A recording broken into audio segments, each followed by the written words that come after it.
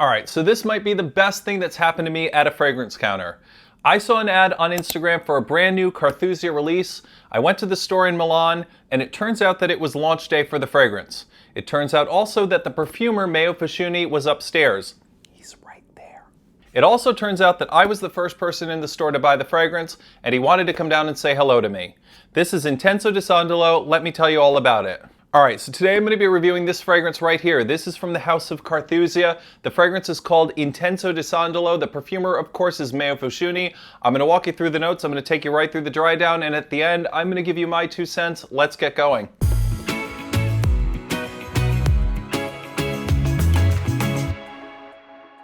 Hi there everybody, welcome back to the channel. My name is Sean, this is my 2 cents.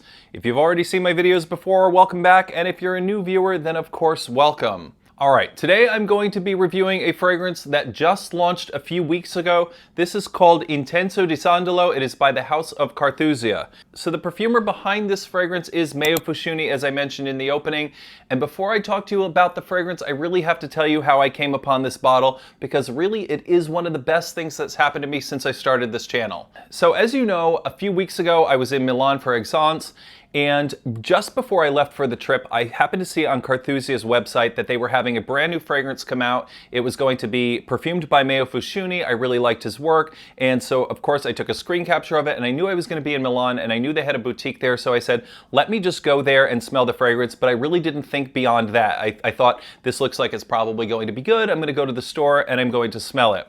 So when I walked in, I sprayed the fragrance on my skin. I really fell in love with it. I thought it was a great fragrance. I brought it up to the counter and I told the woman all about how I had just come from New York and I saw their advertisement and how much I really liked Meo Fusciuni and the fragrances that I have in my collection. So she was in the process of checking me out at the counter and she said, do you mind waiting here for a few moments? She went upstairs, she came back down and she said to me, if you can wait just a couple moments, he'd like to come down and say hello to you. And I'm thinking to myself, I'm like, who's he? And she said, Meo Fusciuni, he's upstairs, because it was the launch day. So he came down. Of course, I geeked out at that moment. He was super nice. He was super kind. He was really engaging. And I got to tell him all of the fragrances that I have. I told him which ones my favorites were. And I want to really just take a moment to explain what a moment like that for me is like. This is a perfumer whose work I have talked about on this channel. He's somebody I really respect, and he's someone whose creative voice I feel like is completely his own. And he came down to meet me because I was the first person who bought it, and she told him how much I really admired his work. And like I said, he was so kind, he was genuinely warm, he was really present.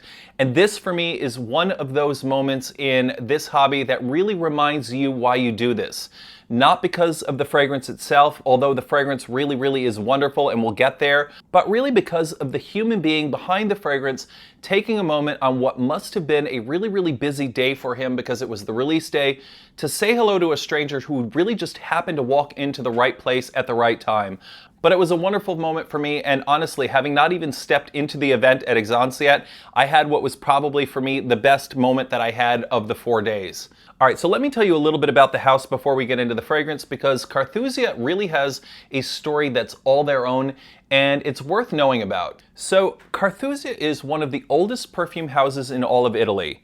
They're based on the island of Capri, and there is a legend that goes back to 1380. The father prior of the Carthusian monastery of St. Giacomo on Capri created a perfume using wildflowers from the monastery grounds for the visit from the Queen of Naples.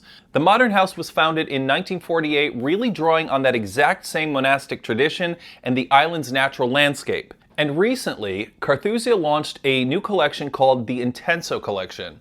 This is a collection where Carthusia invites contemporary perfumers with very strong individual voices to sort of reinterpret the brand's identity through their own lens. So if you are new to this channel, Meo Fusciuni is the name under which Giuseppe Imprezzabile releases his work. He's built one of the most artistically distinctive independent fragrance houses in all of Italy.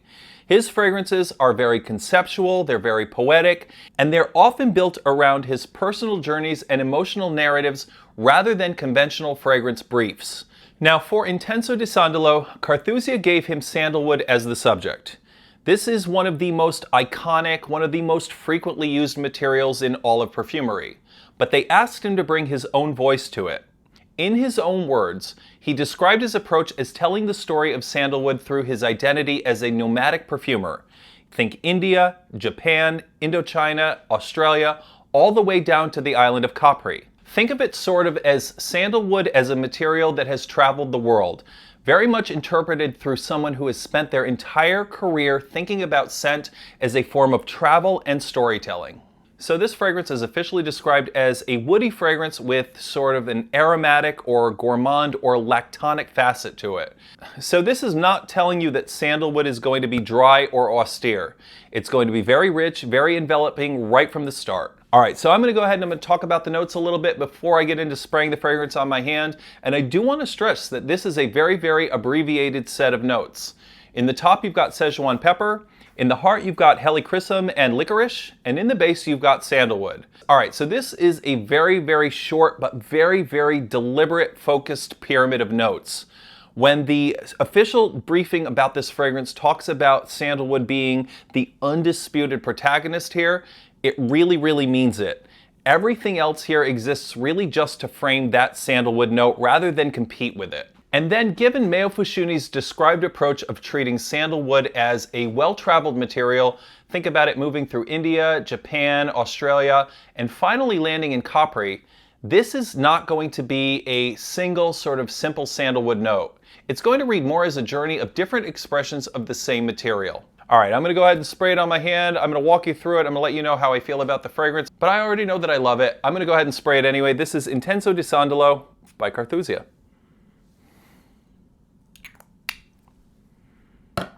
All right, so the Sichuan pepper really hits first, and it hits very, very predictably in the way that Sichuan pepper always hits. It's sort of sparkling, it's slightly electric, and it's got a slightly numbing quality to it, which really is really unmistakable once you know that it's there.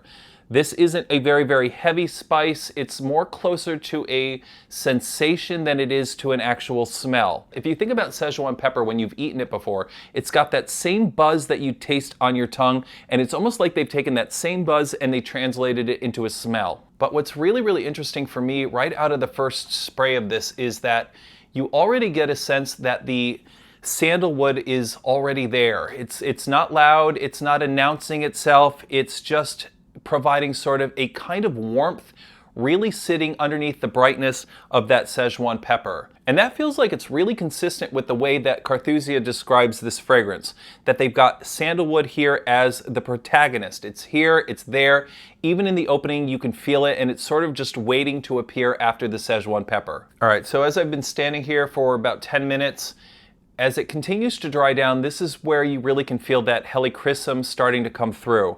It feels very golden, it feels very aromatic, and there's a slight honey quality to this. I don't want you to think that this is a very sweet fragrance. I don't want you to think that this is a very honey smelling fragrance. Yeah, it's really giving this fragrance sort of a very, very Mediterranean feel to it. It feels like almost like you've got the sun shining on your skin. It's very, very well handled immortelle. It doesn't smell like a single flower here. It almost smells like the entire landscape along the Italian coast. It's got a very, very warm Mediterranean quality to it, and it sort of smells like almost dry grass. It smells like you've got warm earth, and it smells like the way that the Mediterranean sunlight hits your skin later in the afternoon. And then you've got this licorice note arriving alongside of it. And this is, for me, the moment that the fragrance gets genuinely interesting. It turns from something being very pleasant, really beautiful to smell, into something a little bit more complex and a little bit more unexpected. And for me, when you put licorice next to helichrysum, this really, really isn't a very, very obvious sort of pairing. The helichrysum is very warm, it's very golden and slightly sweet in sort of a sun-drenched sort of way like I just described. And then the licorice provides something a little bit darker and really anise-like underneath it. It's not sweet in the way that you would expect from licorice candy. And the brand's own description of this calls this a contrast between shadow and sweetness. And that really is sort of exactly what it's doing here. You've got that Mediterranean warmth of the helichrysum with something a little bit more dark, a little bit more mysterious moving underneath it. The Sichuan pepper in the opening really hasn't disappeared. It's still there. It's threading throughout the heart of this. I'm still about maybe 20 to 25 minutes into this, and it's really keeping this whole thing from settling into anything that's really too soft. And then as this thing is starting to dry down, this is when the sandalwood really starts to take over here. And I feel like this is the part of this composition that the entire fragrance really has been building toward. Like I said, this is a very lactonic sort of sandalwood. It's creamy, it's milky, it's got that sort of coconut adjacent richness to it that lactonic notes really bring to a fragrance, and it's not reading as dry or woody in the very conventional sense of sandalwood. Don't think of this as smelling like Santal 33. This is not that type of a sandalwood fragrance. This is much richer, it's much creamier, it's much smoother, it's a little bit sweeter. This really reads as warm and enveloping without really being a gourmand in sort of the dessert sense of a fragrance. And then the immortelle really is still here underneath the sandalwood. It's keeping it still with that Mediterranean warmth present, even as the sandalwood becomes really the dominant voice in the fragrance.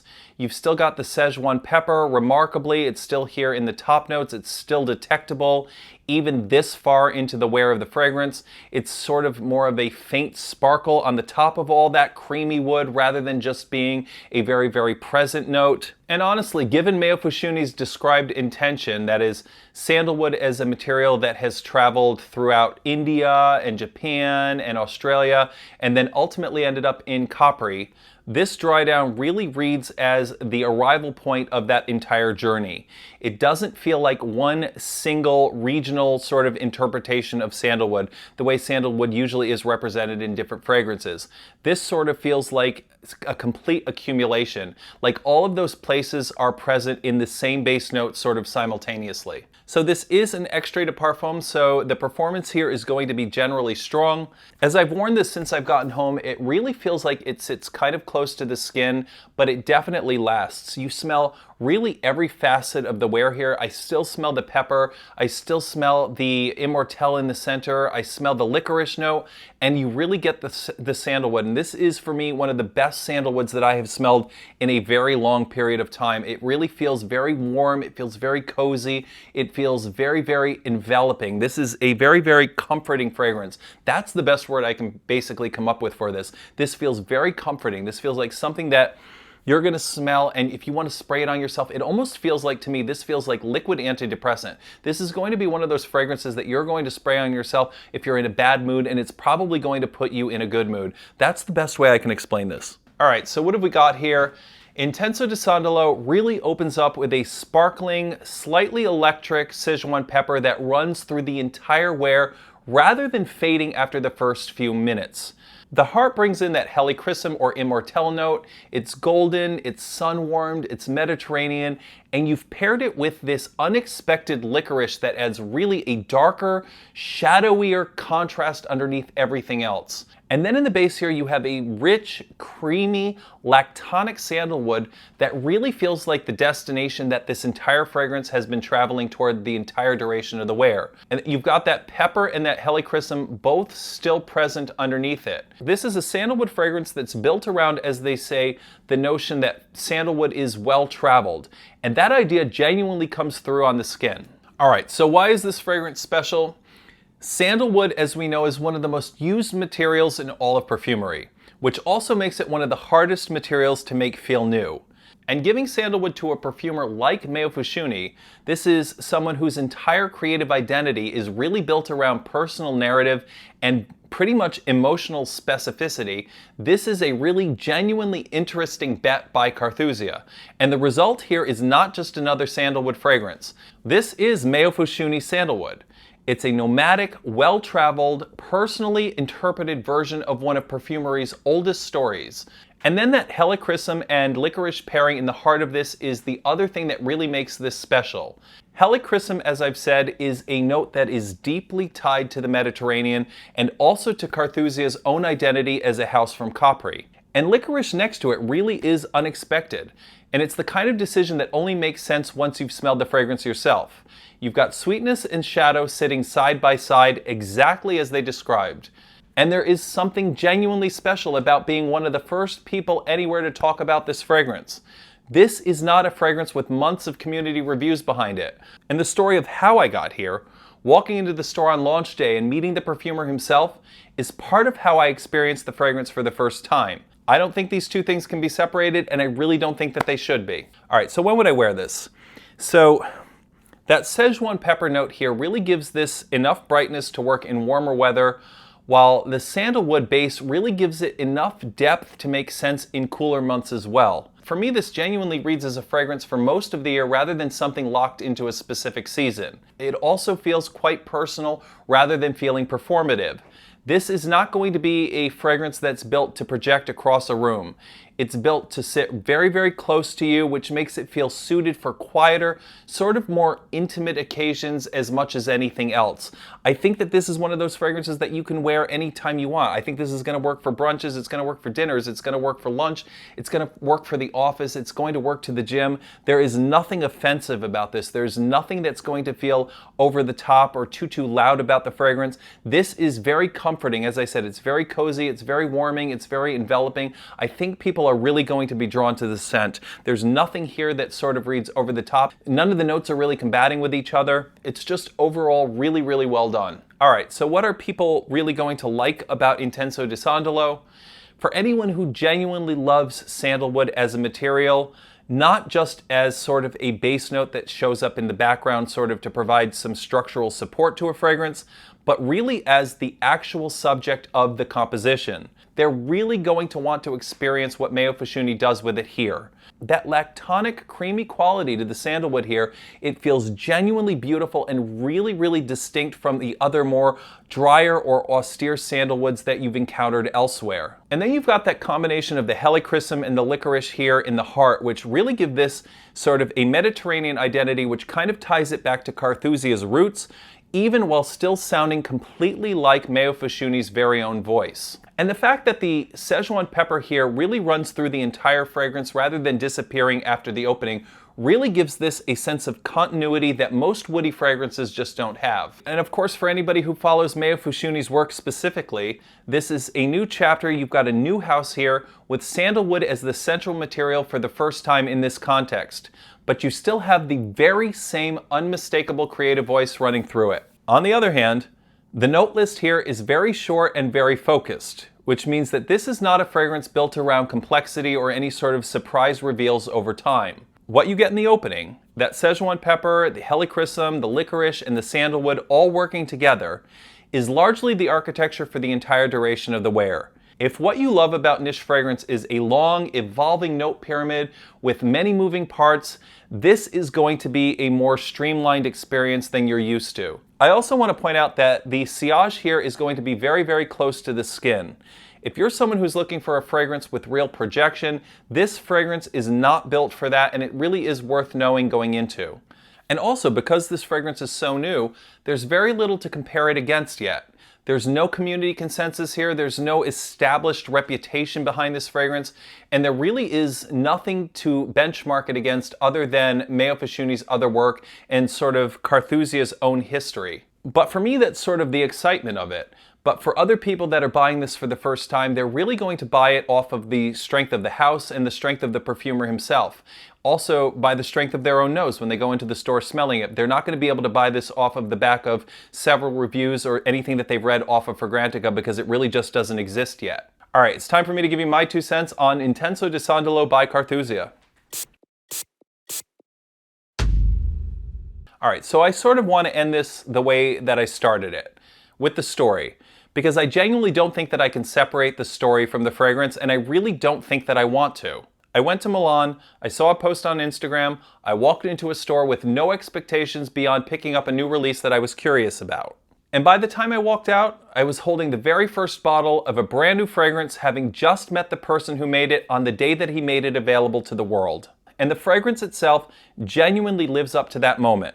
Meo Fusciuni took sandalwood, a material that's been used in perfumery for centuries, a material that appears in half of the bottles on collector shelves right now, and he made it feel like a journey rather than a given. You've got the Sichuan pepper that never quite leaves, you've got the helichrysum that brings the Mediterranean into the room, the licorice that adds something darker and more unexpected than it has any right to, and underneath all of it, you've got sandalwood that feels less like a single note and more like everywhere that sandalwood has ever been, arriving at the same place at the exact same time. This is a genuinely beautiful piece of work. And the fact that I got to experience it on the day that it was born, with the person who made it standing in front of me a few minutes later, that's not something that I'm going to forget. Alright, that was my 2 cents on Intenso di Sandalo by Carthusia. Do you know the fragrance? Do you know the house? If you don't, you really should. Do you have any questions about it? Let me know. Let's get the conversation going. Are you a fan of Meo Fusciuni's work? If you aren't, you really need to get your nose on the fragrances, because I really feel like he's a master. He's a master at what he does. Each one of the fragrances in the Meo Fusciuni lineup comes with a little book. It tells a little bit about the fragrance. There's poems inside of it. There's prose inside of it. It tells the entire narrative about what he's trying to express through the creation of each fragrance, and it really, really is genuinely compelling. If you don't know it, definitely get your nose on those scents. Do you have a favorite in the lineup? Please let me know. Write it down in the comments. Let's get the conversation going. You know me, I respond to all the comments, the good ones, the bad ones, and the nasty ones. But yeah, for me, if you couldn't tell, that was the highlight of my trip to Milan. I really, really didn't expect it. I honestly thought I was just going into the store to smell the fragrance, and then I ended up buying it. I didn't know he was upstairs, but I want to say thank you to Meo Fusciuni for coming down. It meant the world to me. It was the highlight of my trip to Milan. But yeah, definitely, if you get a chance to smell this fragrance, go look for it online. I don't know if they ship to the United States. They probably do, but it is worth getting. This is such a beautiful fragrance. I really, really love it. If you're not already subscribed to the channel, please go hit the subscribe button. The algorithm really appreciates it when you do that, and so do I. Also, if you're not following me over at Instagram or TikTok, and that sounds like something you'd like to do, the handle over there is My2CentsOfficial. Go over there, hit follow, subscribe, whatever it asks you to do. I would really appreciate it. But yeah, that was it. This is Intenso di Sandalo. Please go check it out. It's a fantastic fragrance. I want to say thank you so much for watching. It means the world to me. And once again, that was my 2 cents. My name is Sean, and I hope to see you next episode. Have a great day, everyone.